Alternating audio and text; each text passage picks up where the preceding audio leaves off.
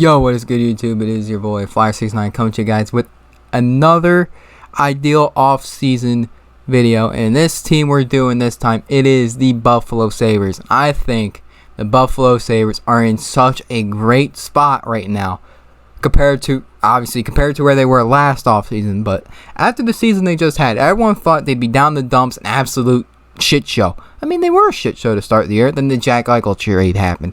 It turned things around. Alex Tuck was a great pickup, and Peyton Krebs, and they get a first-round pick. Vegas misses the playoffs. That turns into not a bad first-round pick.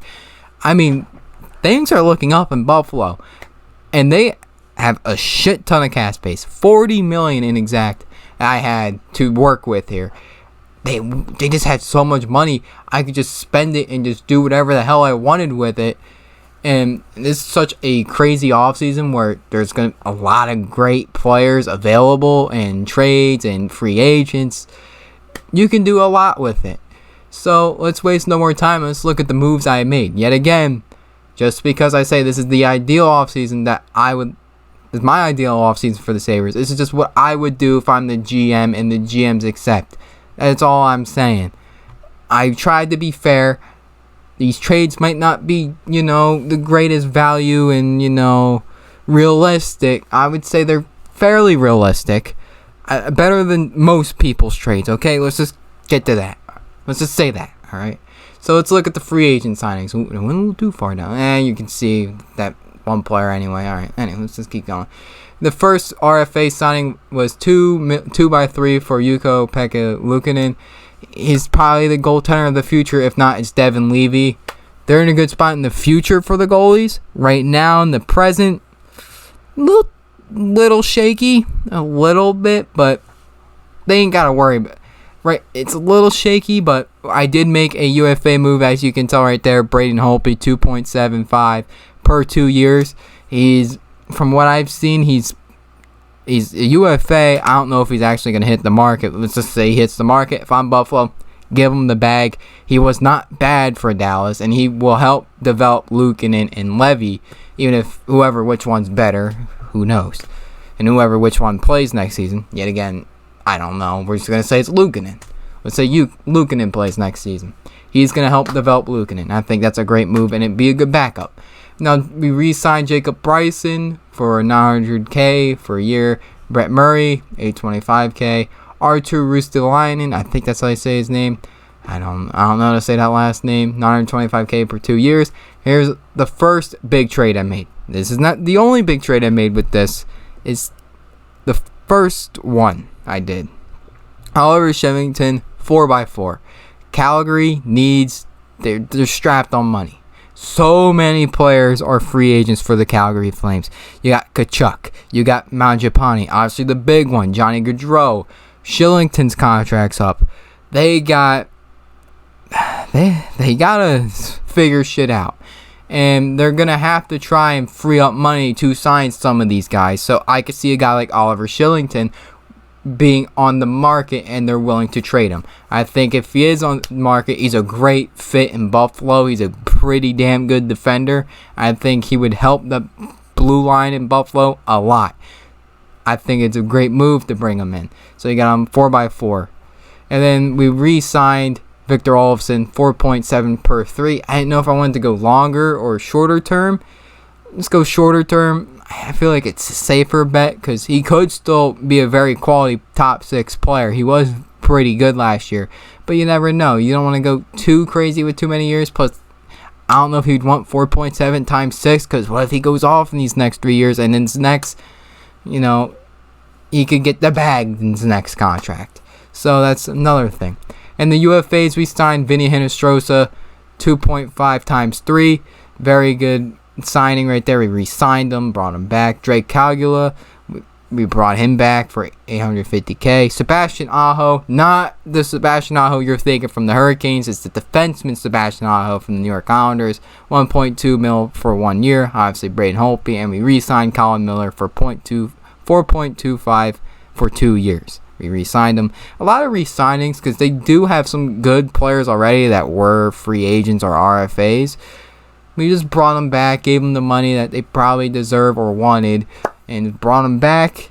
And really keep building. Now, let's look at these trades, because these trades are meaty.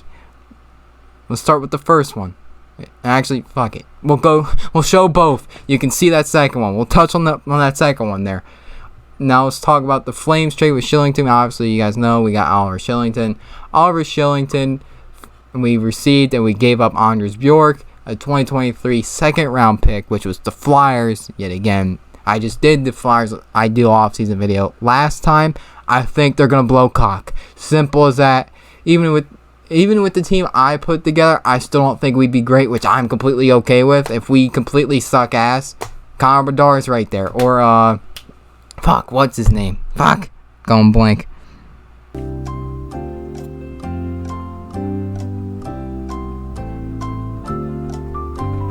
It's on my tip of my tongue.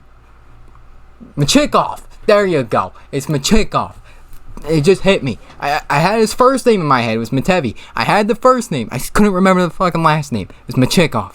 There you go. You get either one if you're the Flyers, and boom, they're good. Why am I talking about the Flyers about their pick? Oh, I was talking about how they're probably gonna suck. Oh, okay. Now I'm back on my... Alright, let's get back on track here about Buffalo, not the Flyers. I can probably go a long time talking about how poverty the Flyers are, but it's Buffalo, not Philly. And then we gave up our 2023 fifth round pick. Now let's talk about probably the trade you saw when I scrolled down. I was trying to hide this. Fuck it. We got Alex DeBrincat, and we gave up Casey Middlestat, R2 Roostin... I can't say that one. R2 Rustalainen. I think that's how you say it. I don't know. The 9th overall pick in this draft, and our second round pick, and the 2022 6th round pick. As you can tell, we still have 2 first round picks in this draft. Obviously, Florida's in Vegas. I think Vegas is pick 16. Yeah, pick 16, and Florida's pick somewhere in the 20s. I think somewhere in the 20s, late 20s. I'm pretty sure. So they still have 2 first round picks, just not as high. But yet again, I don't think at pick number 9 you're getting an Alex DeBrincat. I think this is a great move for the Sabres. Now, how true is it that Chicago's trying to actively trade Alex DeBrincat? No idea. How smart is that? Makes no fucking sense. It makes 0 sense why the hell they would trade Chicago would trade him to rebuild. You rebuild to get players like DeBrincat. It makes no fucking sense. You keep him and re-sign him. Simple as that. You trade Patrick Kane or whoever, Dylan Strome, Patrick Kane. You trade them and build upon who you got, Alex DeBrincat, and get so many first round picks. It makes 0 sense. Anyway, don't get too far off track. So if they are willing to trade him, this is the move I'm giving. Obviously, Ottawa's going for him, which they should. That would be a great move if Ottawa got him, because they already have so much young talent. They can be willing to give up that first round pick, which is pick number 7. And same way for Buffalo. They have so much young prospects. They are willing to give up that 9th. I'd be willing to give up that 9th pick to get someone of Alex DeBrincat's caliber. Now let's look at the lineup with everything combined. You got Alex DeBrincat, first line left wing, with Tage Thompson, absolute beast, who absolutely shit on the Philadelphia Flyers when they played him. I was amazed. He raped us, basically. And Alex Tuch on the right wing. And second line, you got Jeff Skinner, Dylan Cousins, and Victor Olofsson. Top 6 looks very good. Now, my biggest complaint with this team is the center depth. It's not great, but they're young. Tage Thompson was phenomenal last year. I think if they develop Dylan Cousins, if Peyton Krebs takes a step forward, that's not really a problem with the center depth. So I think if they just step forward and make progress and develop well, they don't really have a center depth problem, because Gergensen is not a bad center, and you have him on the 4th line, that's not bad. And look at the bottom 6. You got Hinostroza, Krebs, Jack Quinn, a young 3rd line. You got Krebs and Quinn on that same line with I wouldn't say a veteran, but he's a little on the older. He's like 28 years old, Vinny Hinostroza. I think he'd fit in pretty good with them, with Krebs and Quinn. And the 4th line, you got Asplund, Gergensen, and Kyle Okposo. Obviously, Okposo, $6 million a year. Last year on his deal. He's more than likely going to be the captain for this upcoming season. He's a good leader.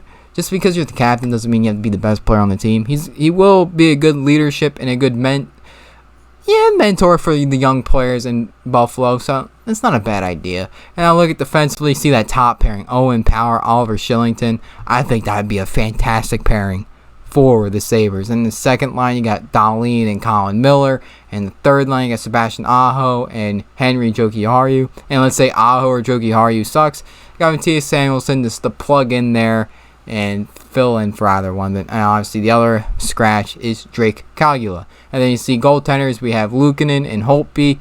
I'm surprised they didn't have Devin Levy built into cap friendly. I was kind of surprised when I saw that, but it's okay because he's probably going to be in the AHL this upcoming year, probably lurking in the wind just in case of, hey, one of these two struggle this year, I'm coming in.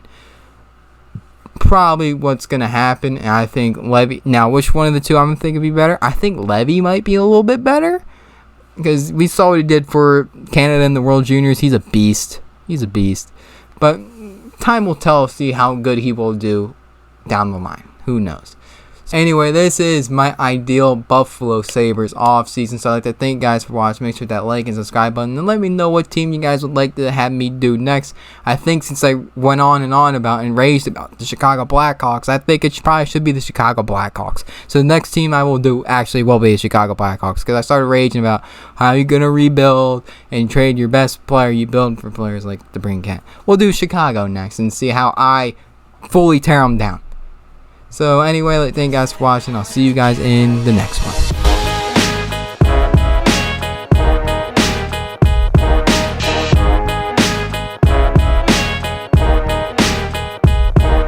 Also, for this bozo that said bad trade for Calgary, Shillington isn't worth $4 million.